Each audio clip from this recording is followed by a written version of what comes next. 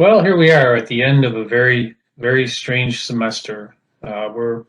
We saw some labs that happened in person and some that were virtual, and all virtual lectures.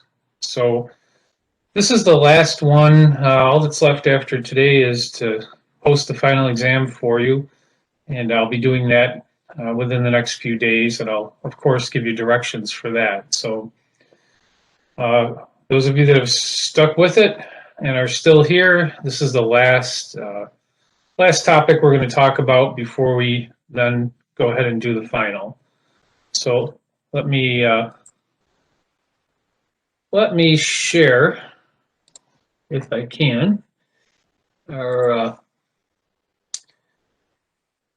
last set of slides. And these were not up before, so you need to look under courses here in Blackboard, whichever lecture is yours, Engine Performance. I've actually put a new PowerPoint slideshow up there. So if you click on Lessons and you come down to Module 3, you'll see one called Forced Induction, and that's what I wanted. So let's get that opened up.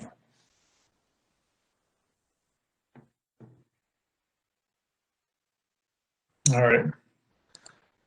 So forced induction, of course, we can't talk about every possible forced induction system out there. So there's two major types, and I'm not saying there are other major types or anything like that, but there's a lot of variations on these. So the two major types, we have a supercharger, generally driven by a belt, sometimes gear driven, and a turbocharger, which is driven by the exhaust gases. And the difference is, the turbocharger requires exhaust velocity in order to get it spinning and create boost.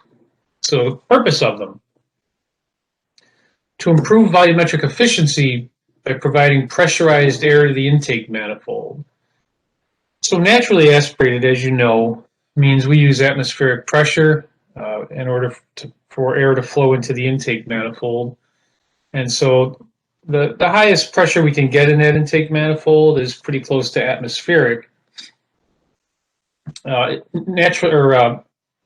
Forced induction allows us to actually raise the pressure in that intake manifold, thereby increasing the flow of air into the cylinders and getting more power than we can with a naturally aspirated engine.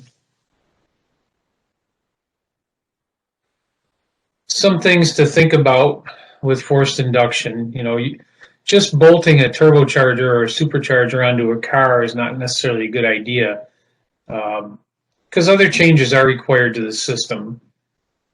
Especially now when you've got computers, they're in control of it. But even before that,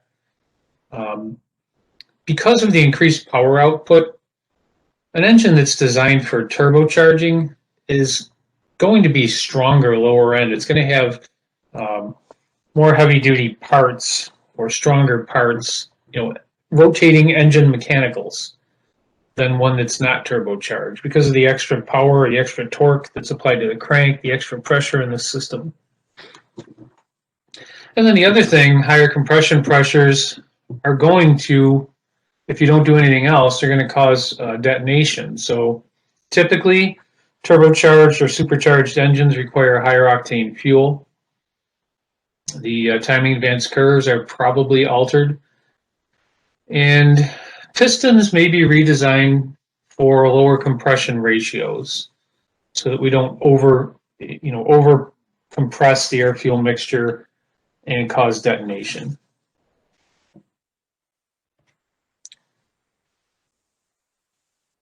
So you'll notice I skipped right over supercharger here, and that's not really accidental. We don't have time to talk about superchargers and turbochargers in any detail. So just looking at what's out there, what you're likely to run into, yeah, there are supercharged cars. But there are a lot of turbocharged cars now, so this is where we're going to spend our time.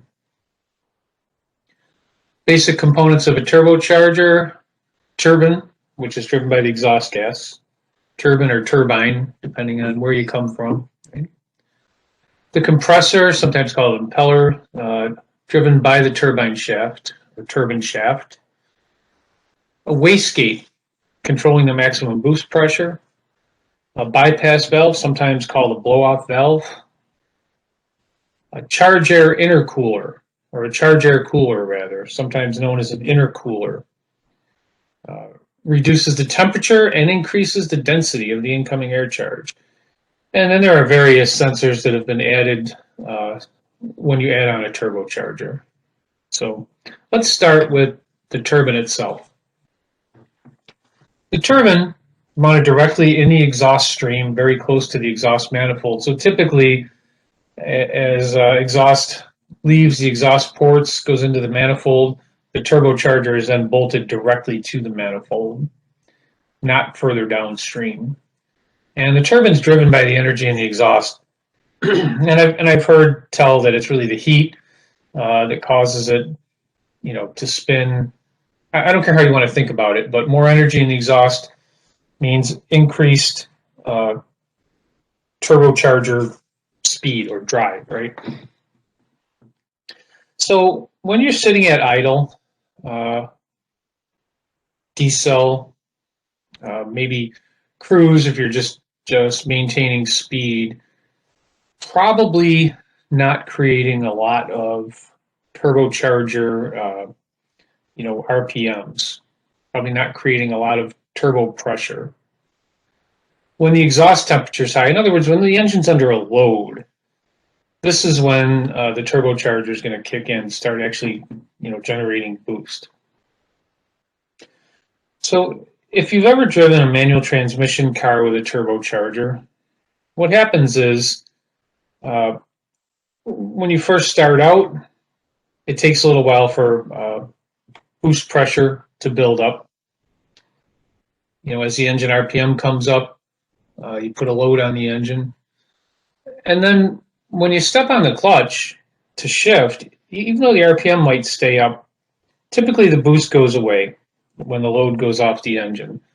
And then when you re-engage the clutch and start pulling again, that's when you see the boost pressure go back up.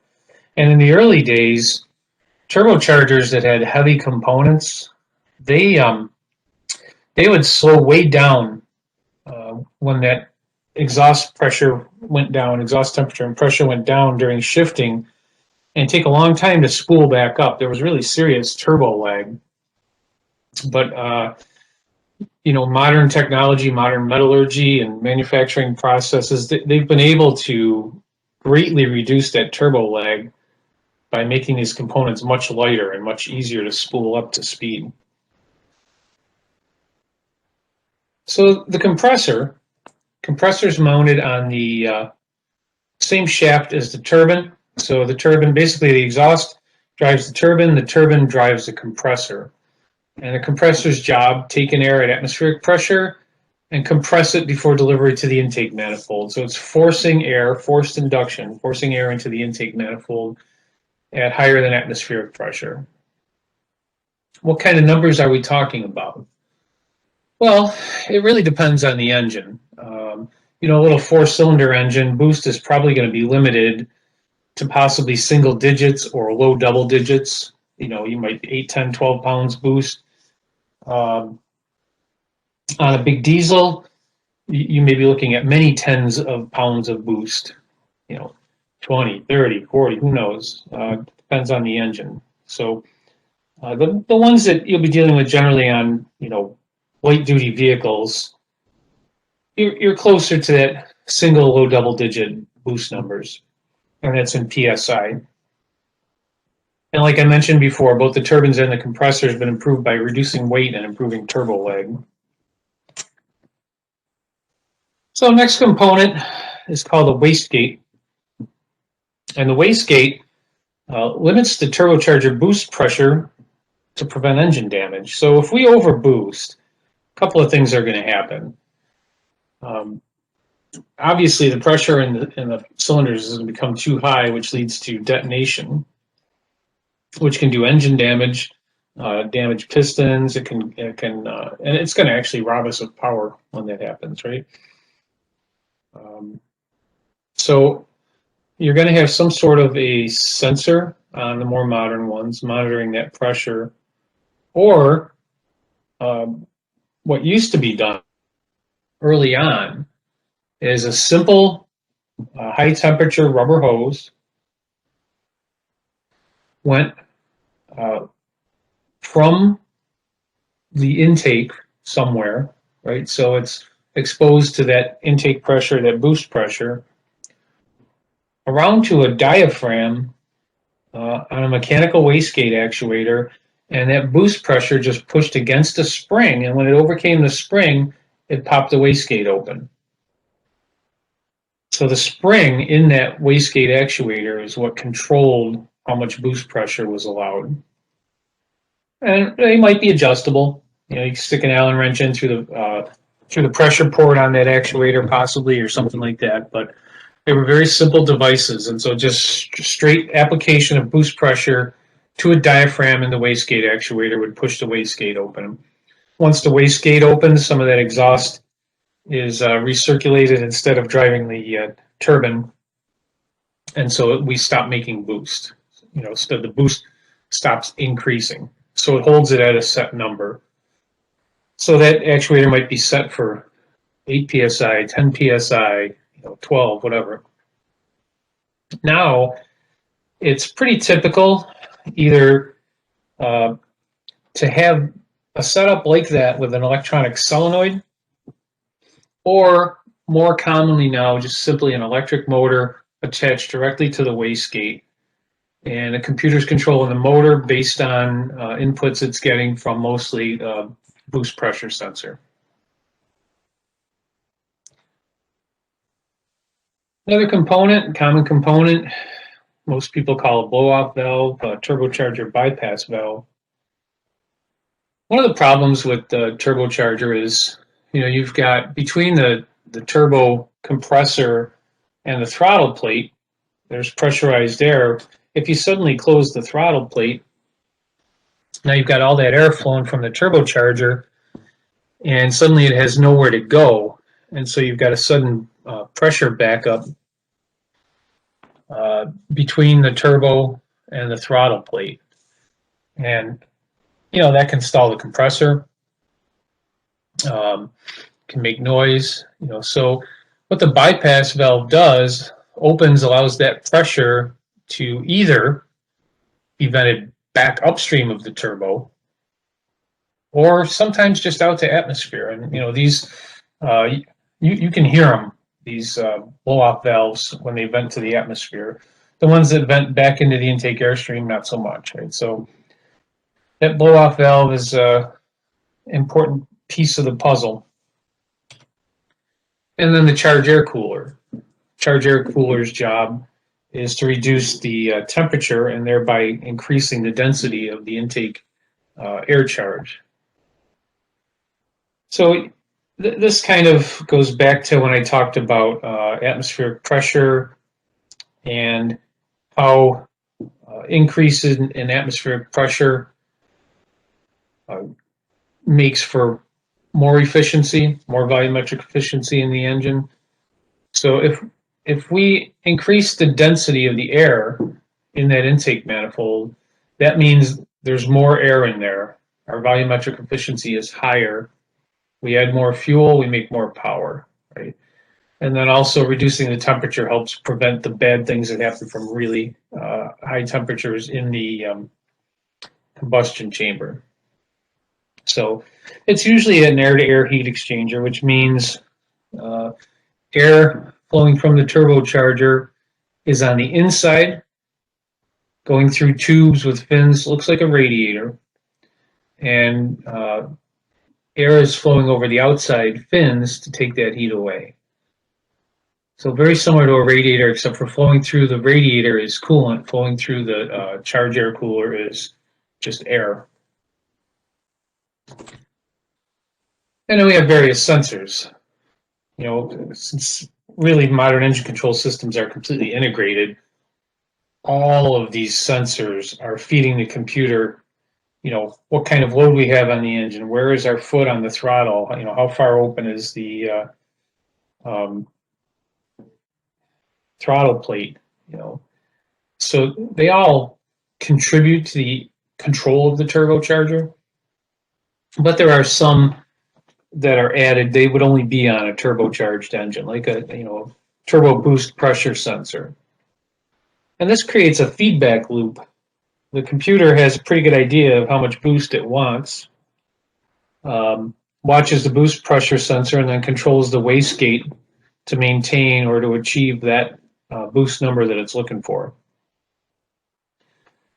And then temperature sensor in the charge air cooler, to help the computer know the kind of density of the air that's going in there. And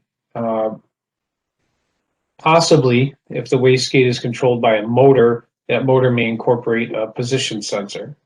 So another feedback loop. We're trying to control the wastegate. The computer can see where the wastegate is as it's opening and closing it. So in summary, and I said this would be kind of brief, that's what I told you last week, just a brief overview of forced induction. Forced induction improves engine power output by increasing volumetric efficiency. So instead of just relying on atmospheric pressure, we are actually taking that atmospheric pressure and increasing it and feeding it into the engine. So the more air you can feed into an engine, the more power you get out of it, right? One of the things forced induction allows us to do is replace, say, a V8 engine with a V6 or even a four-cylinder. And when the vehicle needs the power, the turbocharger can provide it. But when there's no need for that extra power, sitting there at idle, cruising down the highway, steady cruise, you don't need a whole lot of power to maintain that. Why run a big V8 engine with all that extra weight, all those extra pumping losses and all that, when we can just run a little four-cylinder, and then when we need the extra power, we just kick in the boost. The other thing about smaller engines is they weigh less, so we're not carting them around when we don't need that power all the time. So here we have a situation where you might have a pickup truck that always would have come with at least a big V6 or a big 6, and most likely an 8. And now they're getting four-cylinder engines, and they have towing capacities that are similar to that of older V8s. Pretty amazing, actually. We're squeezing every drop of horsepower per cubic inch or per cc, I guess, from these engines. And the advantage, of course, is when we don't need the power, then we're not running a bigger engine. We're just running a smaller engine. We're getting an improvement in fuel economy and an improvement in emissions. So typically, one of the things I mentioned before, if an engine's going to use forced induction, it's designed that way from the ground up. So it's going to have possibly different rings, different, maybe a bigger crankshaft, maybe stronger pistons. And so these things are all kind of built into the design. Can you slap a turbocharger on an engine that was not designed for it? You can. Somehow you have to, if it's computerized, you have to program for that. If it's an older vehicle and you slap a turbo on, probably doesn't need a whole lot of adjustment, but keep in mind, if it's not really designed to handle that kind of horsepower, it may not live. So let me get out of this. Here. And oh no, that's silly. Hang on a minute.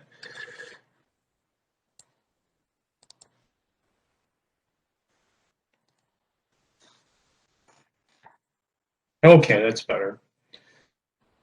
So that's about all I have to say about forced induction. It's not a lot, but there are differences from one vehicle to the next. So if you're in the middle of diagnosing forced induction problems, you're going to be following some sort of flow chart, and it's really no different than diagnosing anything else.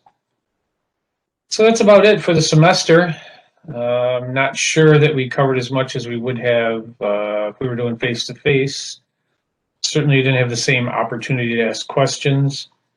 And you were not a captive audience, so whether everybody even watched all these videos, I'm not sure. But hopefully you did. Hopefully you got something out of it. And hopefully it was enough that you're not going to have any trouble with the final. Again, you can review any of the stuff on here. So here's my suggestion for you. You do what you want, but you're going to have 2 attempts at the final. If it were me, I would do my first attempt, see how I do, and then if you're happy with the results, you don't need to do it again. But if you're not happy with the results after your first attempt, then what I would do, if it were me, is I would know the questions that I struggled with and look back through. You've got all these slides, all these videos, a whole semester's worth of stuff to look back through and get the answers to those questions straight in your mind before you do your second attempt. So I will